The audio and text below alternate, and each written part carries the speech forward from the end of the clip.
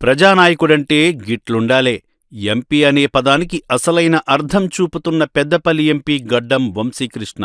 ప్రస్తుత రాజకీయాల్లో యువ నాయకుడి దూకుడు, కేంద్ర రాష్ట్ర ప్రభుత్వాల సంక్షేమ పథకాల అమలు చేయడమే లక్ష్యంగా పెద్దపల్లి పార్లమెంటు అభివృద్ధే ధ్యేయంగా ముందుకు సాగుతున్నాడు.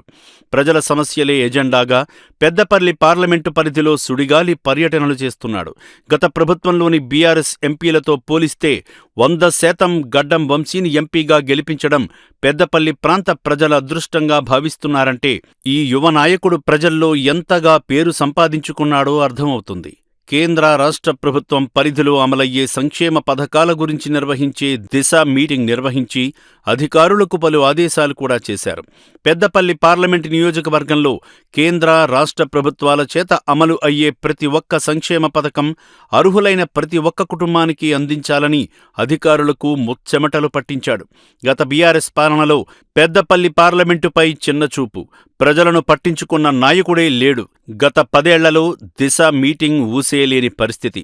మంచిర్యాల దిశ మీటింగుకు హాజరు కాని అధికారులపై ఎంపీ ఆదేశాలతో చర్యలు, దిశ మీటింగ్లలో అధికారులపై ప్రశ్నల వర్షం కురిపించాడు.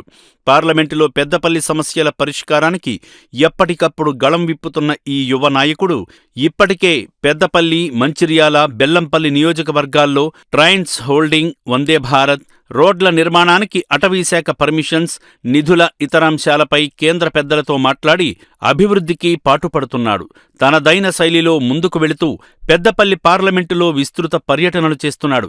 ఎంపీ వంశీ పర్యటనలతో అందరి చూపు ఎంపీ వైపు మరలుతోంది. ఎంపీగా గెలిచి 1 సంవత్సరం గడవకముందే పెద్దపల్లి పార్లమెంటులో మార్పు చూపి తనదైన మార్కును క్రియేట్ చేశాడు ఈ యువ ప్రజానాయకుడు గడ్డం వంశీ.